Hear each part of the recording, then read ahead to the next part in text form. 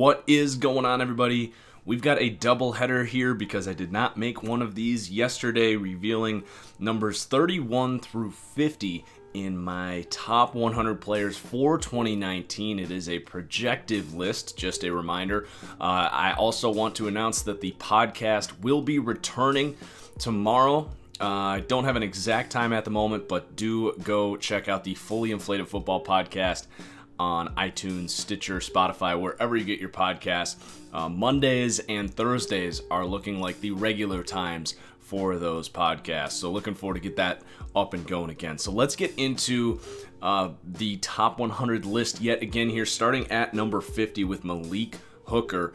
Was a bit of a snub. I don't know if he was a top 100 player last year. You know, he doesn't have those interception numbers, so he doesn't really get noticed. But for me, that's not very important. His range as a free safety is top 10 at worst in terms of center fielding safety, probably closer to the top 5. And I do expect for a Colts team that I expect to win a lot of games next year, Malik Hooker might get a couple more lucky breaks and get some of those interceptions next year and finally get into this top 100 list next year where he belongs, in my opinion.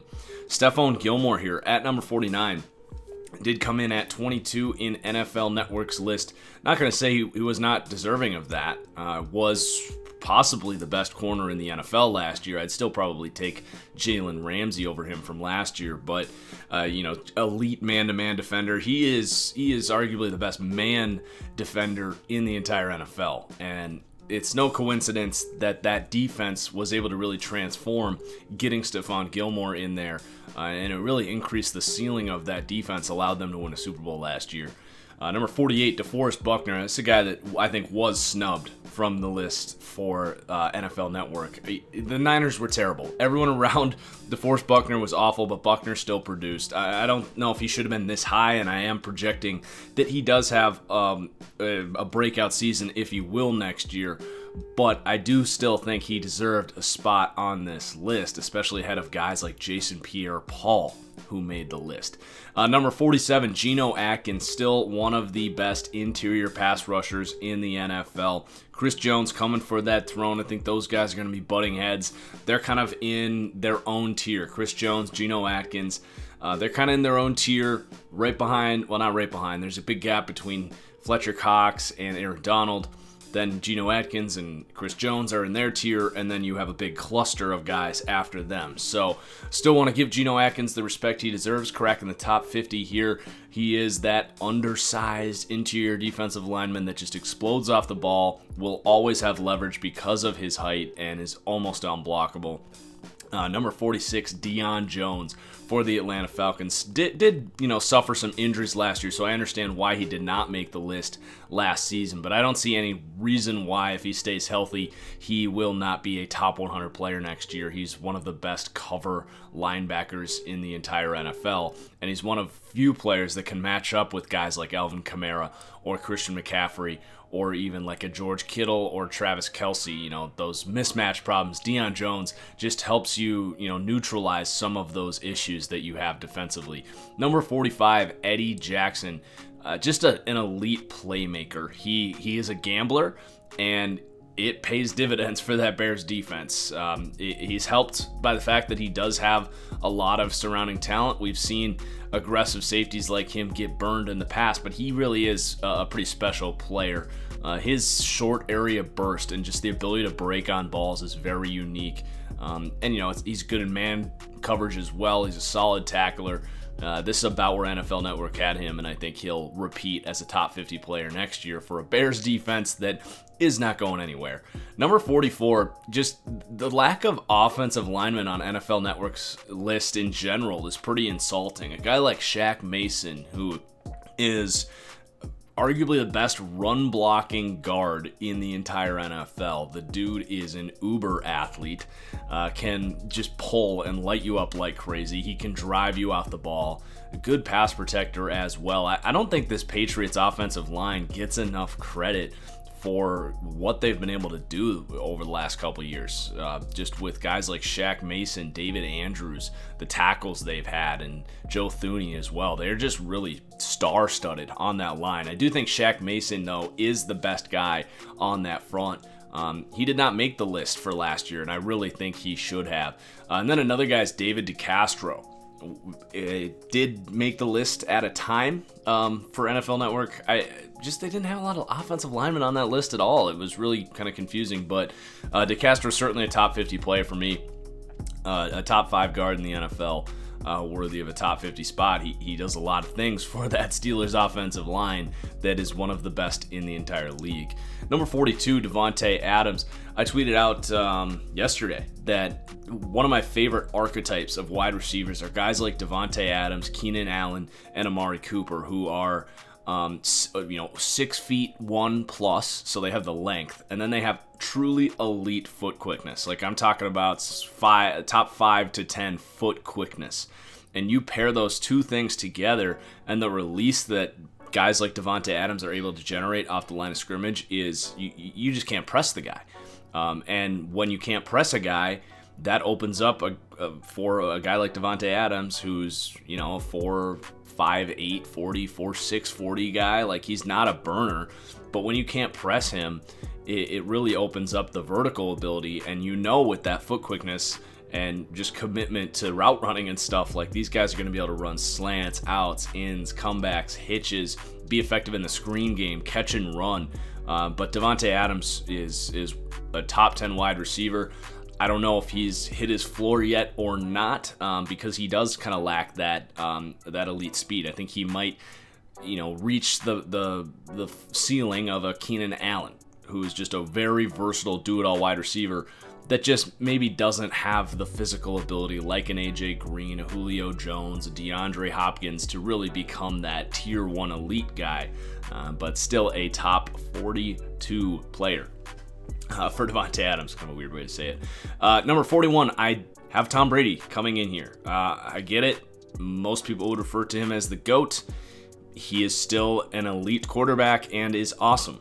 This is a list that doesn't put any emphasis on any particular position. Obviously, if we were doing most valuable players in the league, Tom Brady would be in the top 10. I think he's a top 6-7 quarterback. I don't think that he is up there right now with guys like Andrew Luck, Patrick Mahomes, what I expect from Aaron Rodgers this year, Carson Wentz coming off of injury. I think he's awesome, but he also has a lot of help around him, and they are able to disguise a lot of his flaws, and he didn't play like good old Tom Brady last year, and he's getting even older, so I'm going to rank him 41, and you can kind of echo a lot of that for my number 40 ranking here, Drew Brees. These guys are, kind of splitting hairs with who you'd rather have at this point. Drew Brees never relied on a cannon arm, but that arm does seem to be hurting him more and more these days. Not that it's like preventing him from being an elite quarterback. Like, don't get me wrong, these guys are truly elite, but I do tend to be a little lower on both of these guys. I think a lot of people see the wins, see the stats surrounded by a quick-hitting passing games with really talented weapons, awesome offensive lines, and I think that those things disguise a lot of flaws in these older players at this point in their game. They're both first ballot Hall of Famers and arguably two of the best to ever play quarterback. But at this point in their career, I don't consider these guys top 10 guys like the NFL Network and the players do. Number 39, Kevin Byard, safety of the Titans. This was probably the biggest snub on the entire list for me. Did not make the top 100 list. He is an elite safety. He is going to make a pretty strong case this year for being the best safety in the entire NFL, right there with Eddie Jackson. We'll see what Earl Thomas looks like. He's a little different than, Jamal Adams and Derwin James. It's a little hard to compare guys like Byard, Jackson, and Earl Thomas to those other safeties who are a lot bigger. But in terms of rangy free safeties, Kevin Byard is in the top 3 for me pretty easily. Number 38, Jaylon Smith. This guy just keeps getting better year after year. Such an amazing player coming out of Notre Dame with that leg injury, but gosh, he looks as fast, if not faster, as he did at Notre Dame. Just an unstoppable force. They got to pay this man, and he's going to be worth every penny. He's going to get paid pretty close to what Bobby Wagner just got, like $18 million. And that's why you can't really pay Zeke, in my opinion. Number 37, George Kittle, tight end of the 49ers.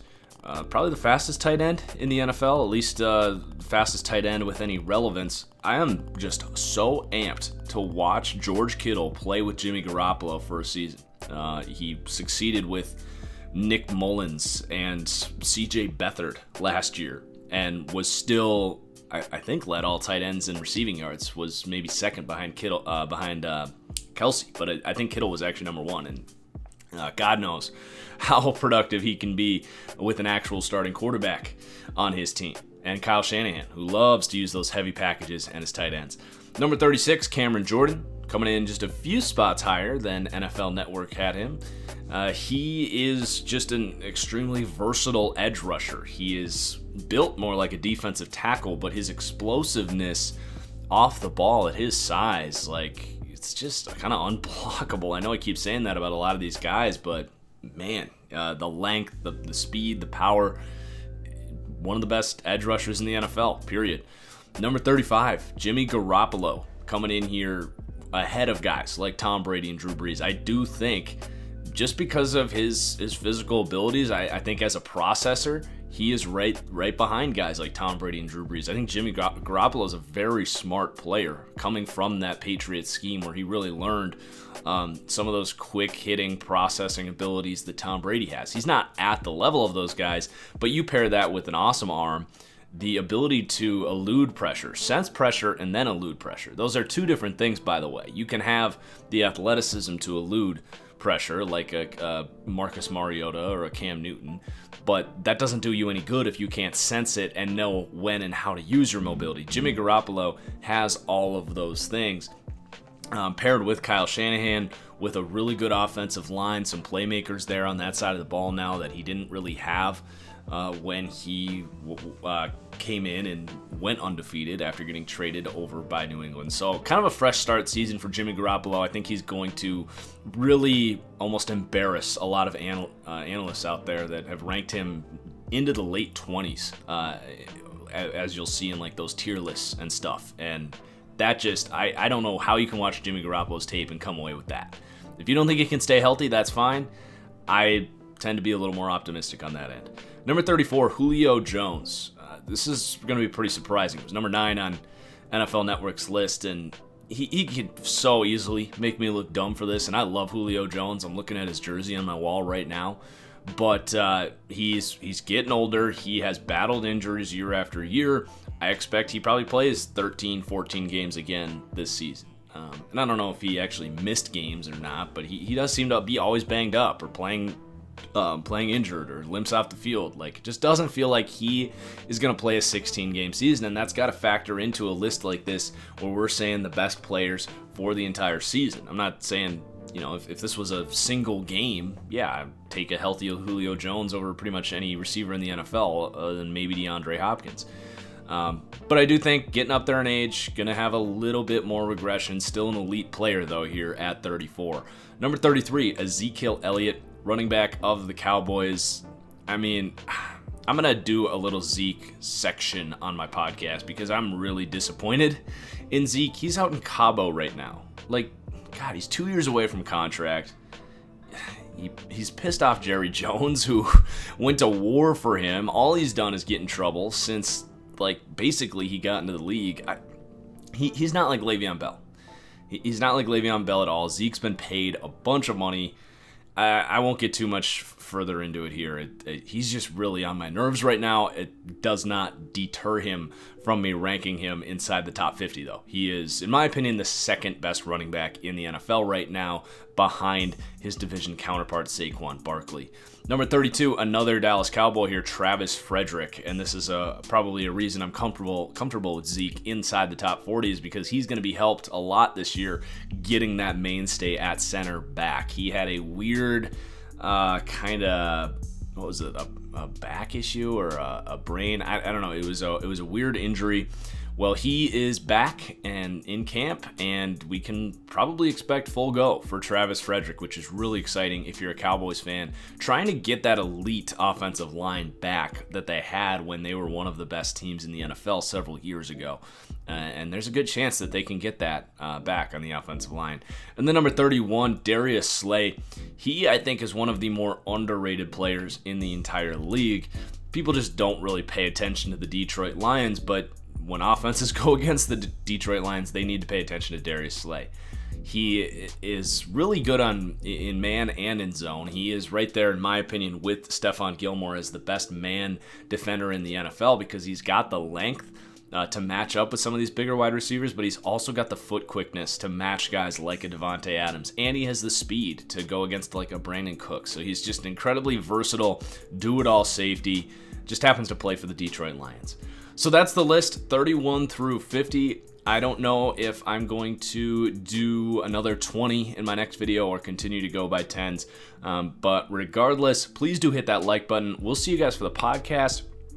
Make sure you follow me on Twitter as well because I'll be asking for mailbag questions there on Twitter. So cheers, guys. We'll see you for the next one. Peace.